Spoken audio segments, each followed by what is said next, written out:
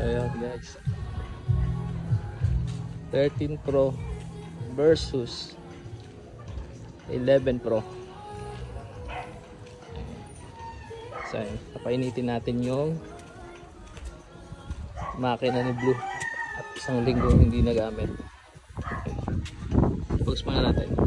Ayan.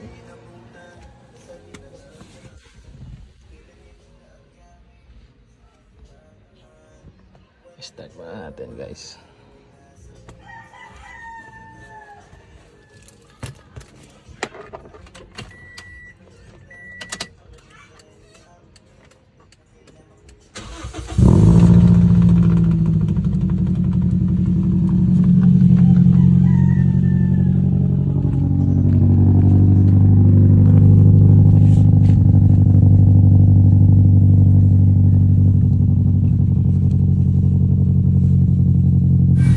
Ito na nga, ito yung camera na 0.5 7 Pro. Ayan yung 0.5 nya. Ayan. At ito naman yung 13 Pro 0.5. Gaya na tumingin ko ano pinagkaiba.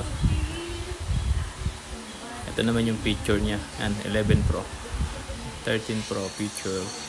Yun lang mga bossing.